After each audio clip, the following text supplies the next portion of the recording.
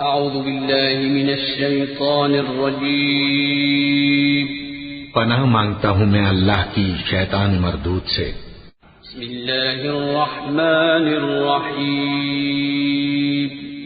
شروع اللہ کا نام لے کر جو بڑا مہربان نہایت رحم والا ہے۔ یاسین، قسم ہے قرآن کی جو حکمت سے بھرا ہوا ہے۔ اے محمد صلی اللہ علیہ وآلہ وسلم، بے شک تم پیغمبروں میں سے ہو، سیدھے رستے پر ہو۔ یہ قرآن غالب و مہربان کا نازل کیا ہوا ہے تاکہ تم ان لوگوں کو جن کے باپ دادا کو خبردار نہیں کیا گیا تھا خبردار کر دو کہ وہ غفلت میں پڑے ہوئے ہیں۔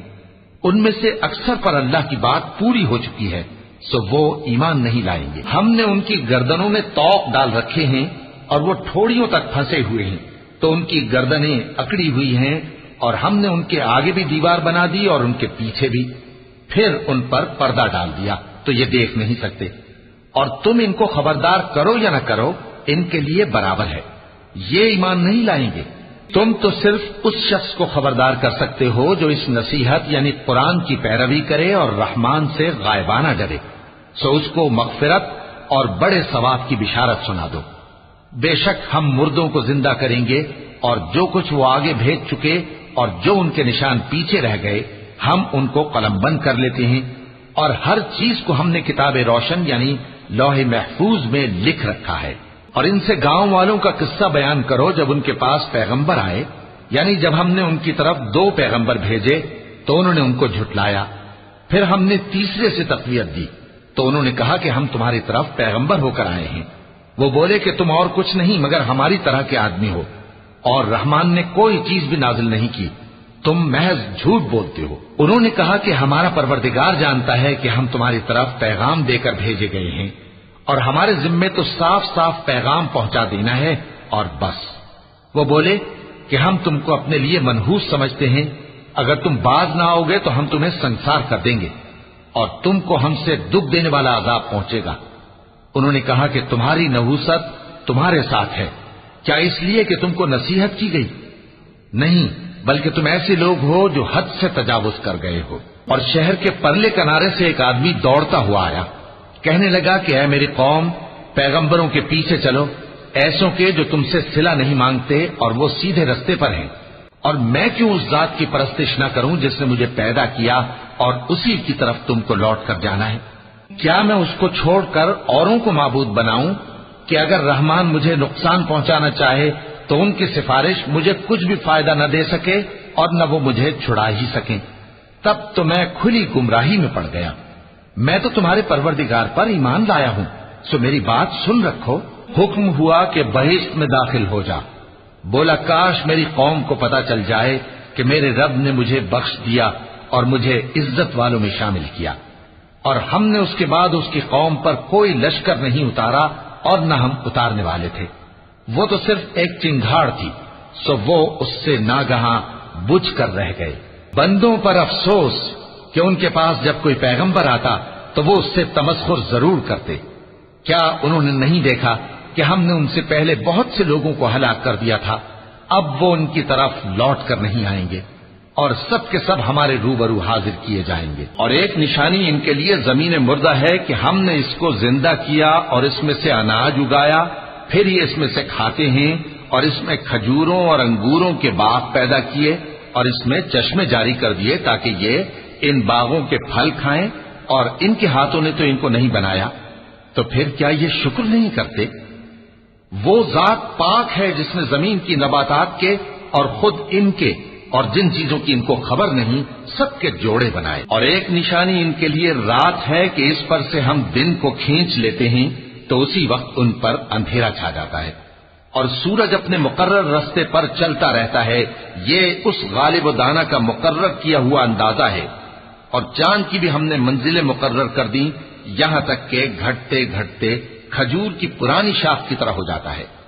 نہ تو سورج ہی سے یہ ہو سکتا ہے کہ چاند کو جا پکڑے، اور نہ رات ہی دن سے پہلے آ سکتی ہے، اور سب اپنے اپنے مدار میں تیر رہے ہیں۔ اور ایک نشانی ان کے لیے یہ ہے کہ ہم نے ان کی اولاد کو بھری ہوئی کشتی میں سوار کیا، اور ان کے لیے ویسی ہی اور چیزیں پیدا کی جن پر یہ سوار ہوتے ہیں، اور اگر ہم چاہیں تو ان کو غرق کر دیں پھر نہ تو ان کا کوئی فریاد رس ہو اور نہ ان کو رہائی ملے، مگر یہ ہماری رحمت اور ایک مدت تک کے فائدے ہیں۔ اور جب ان سے کہا جاتا ہے کہ جو تمہارے آگے اور جو تمہارے پیچھے ہے اس سے ڈرو تاکہ تم پر رحم کیا جائے، اور ان کے پاس ان کے پروردگار کی طرف سے کوئی نشانی نہیں آتی مگر اس سے منہ پھیر لیتے ہیں۔ اور جب ان سے کہا جاتا ہے کہ جو رزق اللہ نے تم کو دیا ہے اس میں سے خرچ کرو، تو کافر مومنوں کے متعلق کہتے ہیں کہ بھلا ہم ان لوگوں کو کھانا کھلائیں جن کو اگر اللہ چاہتا تو خود کھلا دیتا، تم تو کھلی گمراہی میں ہو۔ اور کہتے ہیں اگر تم سچ کہتے ہو تو بتاؤ یہ وعدہ کب پورا ہوگا؟ یہ تو ایک چنگھاڑ ہی کے منتظر ہیں جو ان کو اس حال میں کہ باہم جھگڑ رہے ہوں گے آ پکڑے گی، پھر نہ تو یہ وصیت ہی کر سکیں گے اور نہ اپنے گھر والوں میں واپس جا سکیں گے۔ اور جس وقت سور پھونکا جائے گا یہ قبروں سے نکل کر اپنے پروردگار کی طرف دوڑ پڑیں گے، کہیں گے ہائے بربادی، ہمیں ہماری خوابگاہوں سے کس نے جگہ اٹھایا۔ یہ وہی تو ہے جس کا رحمان نے وعدہ کیا تھا اور پیغمبروں نے سچ کہا تھا۔ وہ تو صرف ایک زور کی آواز ہوگی کہ سب کے سب ہمارے روبرو آ حاضر ہوں گے، پھر اس روز کسی شخص پر کچھ بھی ظلم نہیں کیا جائے گا اور تم کو بدلہ ویسا ہی ملے گا جیسے تم کام کرتے تھے۔ اہل جنت اس روز عیش و نشاط کے مشغلے میں خوش ہوں گے، وہ بھی اور ان کی بیویاں بھی سایوں میں تختوں پر تکیے لگائے بیٹھے ہوں گے، وہاں ان کے لیے میوے ہوں گے اور جو وہ منگوائیں گے ان کو ملے گا۔ ان کو پروردگار مہربان کی طرف سے سلام کہا جائے گا، اور وہ فرمائے گا کہ گناہ گارو تم آج الگ ہو جاؤ۔ اے آدم کی اولاد، کیا میں نے تم سے کہہ نہیں دیا تھا کہ شیطان کو نہ پوجنا، وہ تمہارا کھلا دشمن ہے، اور یہ کہ میری ہی عبادت کرنا یہی سیدھا رستہ ہے؟ اور اس نے تم میں سے بہت سی خلقت کو گمراہ کر دیا تھا، تو کیا تم سمجھتے نہیں تھے؟ یہی وہ جہنم ہے جس کے تمہیں دھمکی دی جاتی تھی، جو تم کفر کرتے رہے ہو اس کے بدلے آج اس میں داخل ہو جاؤ۔ آج ہم ان کے منہوں پر مہر لگا دیں گے اور جو کچھ یہ کرتے رہے تھے ان کے ہاتھ ہم سے بیان کر دیں گے اور ان کے پاؤں اس کی گواہی دیں گے، اور اگر ہم چاہیں تو ان کی آنکھوں کو مٹا کر اندھا کر دیں، پھر یہ رستے کو دوڑیں تو کہاں سے دیکھ سکیں گے؟ اور اگر ہم چاہیں تو ان کی جگہ پر ان کی صورتیں بدل دیں، پھر وہاں سے وہ نہ آگے جا سکیں اور نہ پیچھے لوٹ سکیں۔ اور جس کو ہم بڑی عمر دیتے ہیں تو اسے تخلیق میں اوندھا دیتے ہیں، یعنی اسے بچپن کی کمزوری والی حالت کی طرف لوٹا دیتے ہیں، تو کیا یہ سمجھتے نہیں؟ اور ہم نے ان کو یعنی اپنے پیغمبر صلی اللہ علیہ وآلہ وسلم کو شعر گوئی نہیں سکھائی، اور نہ وہ ان کو شایع ہی ہے، یہ تو محض نصیحت ہے اور صاف صاف قرآن ہے، تاکہ اس شخص کو جو زندہ ہو خبردار کرے اور کافروں پر بات پوری ہو جائے۔ کیا انہوں نے نہیں دیکھا کہ جو چیزیں ہم نے اپنے ہاتھوں سے بنائیں ان میں سے ہم نے ان کے لیے مویشی پیدا کر دیے اور یہ ان کے مالک ہیں، اور ان کو ان کے قابو میں کر دیا تو کوئی تو ان میں سے ان کی سواری ہے اور کسی کو یہ کھاتے ہیں، اور ان میں ان کے لیے اور فائدے اور پینے کی چیزیں ہیں، تو کیا یہ شکر نہیں کرتے؟ اور انہوں نے اللہ کے سوا اور معبود بنا لیے ہیں کہ شاید ان سے ان کو مدد پہنچے، مگر وہ ان کی مدد کی ہرگز طاقت نہیں رکھتے، اور وہ ان کی فوج بنا کر حاضر کیے جائیں گے تو ان کی باتیں تمہیں غمناک نہ کر دیں۔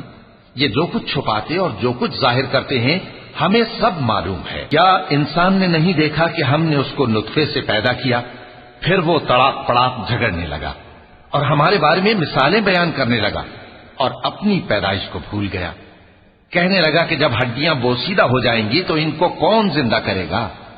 کہہ دو کہ ان کو وہ زندہ کرے گا جس نے ان کو پہلی بار پیدا کیا تھا، اور وہ ہر طرح کی تخلیق کو جانتا ہے، وہی جس نے تمہارے لیے سبز درخت سے آگ پیدا کی، پھر تم اس کی ٹہنیوں کو رگڑ کر ان سے آگ نکالتے ہو۔ بھلا جس نے آسمانوں اور زمین کو پیدا کیا، کیا وہ اس بات پر قادر نہیں کہ ان کو پھر ویسے ہی پیدا کر دے؟ کیوں نہیں؟ اور وہ تو سب کچھ پیدا کرنے والا کامل علم والا ہے۔ اس کی شان یہ ہے کہ جب وہ کسی چیز کا ارادہ کرتا ہے تو اس سے فرما دیتا ہے کہ ہو جا، تو وہ ہو جاتی ہے۔ وہ ذات پاک ہے جس کے ہاتھ میں ہر چیز کی حکومت ہے، اور اسی کی طرف تم کو لوٹ کر جانا ہے۔